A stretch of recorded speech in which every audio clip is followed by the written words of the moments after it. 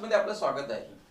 उल्हासनगर शहरामध्ये संत श्री शिरोमणी रोहिदास महाराज यांची जयंती हर्षोल्लासात पार पाडण्यात आली। रोहिदास फाउंडेशन आणि समाजातील अन्य मान्यवरांच्या सहकार्याने ही जयंती साजरी करण्यात आली आहे।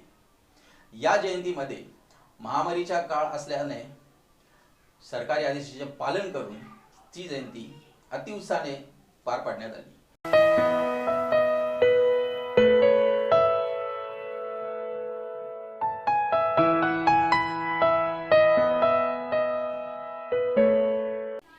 जयंतीच्या आधी समाजामधील अन्य मान्यवरांची बैठक घेण्यात आली। त्यावेळेस एक महत्त्वपूर्ण निर्णय घेण्यात आला की कुठल्याही प्रकारची पावती न फाडता स्वइच्छेने जे कोणी आपल्या इच्छेनुसार सहकार्य करत असेल त्यांचे सहकार्य घेऊन ही जयंती अतिउत्साहात पार पाडण्यात यावी असा महत्त्वपूर्ण निर्णय घेण्यात आला।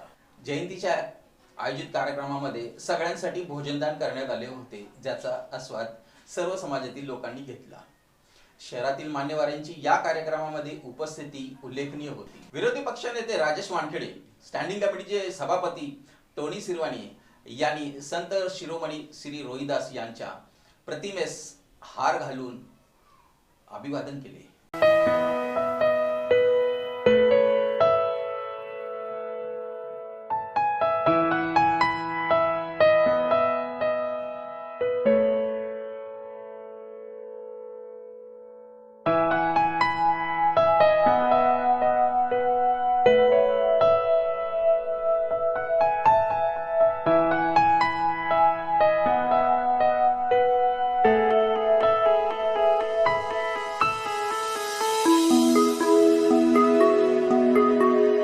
भारतीय जनता पक्षाचे नगरसेवक महेश सुब्रमणी यांनी गुरूंचे दर्शन घेतले। अभिवादन करून त्यांनी जनतेशी संवाद साधला। त्यावेळेस समाजातील तरुण संतोष बगले यांनी त्यांना पुष्पगुच्छ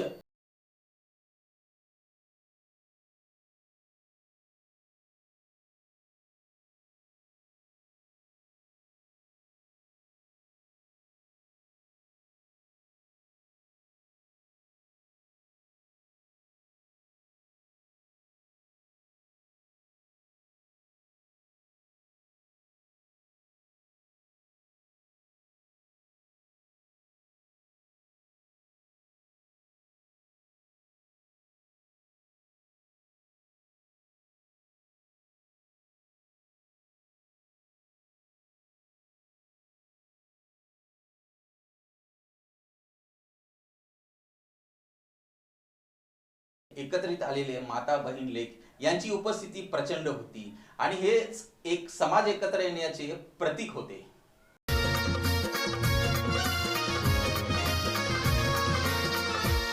असा विद्वान जन्माला येणार ना, असा विद्वान जन्माला येणार ना। संत रविदास वाणी कुणीच होणार ना, संत रविदास वाणी कुणीच होणार ना, संत रविदास वाणी कुणीच होणार ना, संत रविदास वाणी कुणीच होणार ना।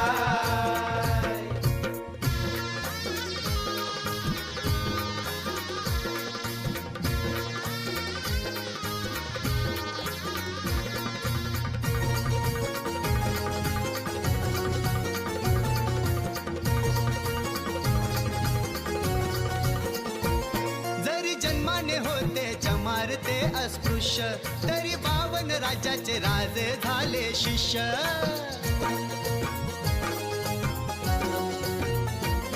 जरी जन्माने होते चमारते अस्पृश्य तरी 52 राज्याचे राजे झाले शिष्य। त्यांची जागा ही कुणीच घेणार नाही, त्यांची जागा ही कुणीच घेणार नाही। संत रविदास वाणी कुणीच होणार ना। स्थानिक नगरसेवक राजेश वदरिया यांनी गुरूंना अभिवादन केल्यानंतर जनतेशी संवाद साधताना आपल्या काही आठवणी जागृत केल्या। यावेळी पत्रकारांशी बोलताना त्यांनी सांगितले की संत शिरोमणि जो खुद संतों के संत थे, भगवान रोहिदास जी की आज यहाँ जयंती मनाई गई। ये ऊंच नीच से सबको दूर करने वाले एक हमारे हिंदुस्तान के संत हुए हैं, जिनकी वाणी गुरु ग्रंथ साहिब में भी है, कबीर के समकक्ष थे। इनके गुरु रामानंद जी थे, ये काफ़ी कम लोगों को मालूम होगा। श्री रामानंद जी इनके गुरु थे। उनके 8 शिष्य थे, जिसमें कबीर भी एक थे और रविदास जी भी थे। इन्होंने एक ही मंत्र दिया कि जो बजे हरि को वो हरि का होवे। रामानंद जी के वचन थे। तो इसके लिए किसी भी जात पात से ऊपर उठ के उन्होंने सबको एक जैसा समझा। उनके आश्रम में सबको एंट्री थी, सबको प्रवचन सुनने को मिलता था, सबको शिक्षा मिलती थी, सभी को दीक्षा मिलती थी। दीक्षा देने में भी कभी जाति या वर्ण का भेद नहीं किया गया। जो रामानंद जी ने चालू किया वो उन्हीं के 8 शिष्य, जिसमें से एक रविदास जी थे। पंजाब में इनको रोहिदास भी बोला जाता है। ये एक ही थे, जिनका एक ही शब्द है कहना कि मन चंगा तो कोठी में गंगा। ये करमंडल साथ में रखते थे, जिसके जल में कहते हैं कि जब भी वो बोलते थे माता गंगा दर्शन देती थी। तो इतने बड़े, इतने पहुँचे हुए संत थे, जो उन्होंने हमें प्रेरणा दी है कि जात पात ऊंच नीच, आज एक नई ऊंच और नीच वाली भी आ गई है चीज़, वो है शाहूकार और गरीब का भेद। वो भी मिटा के हमको सबको एक होना चाहिए और इंसान को सबको एक समझना चाहिए, क्योंकि सब इंसानों में उस परमेश्वर का वास है।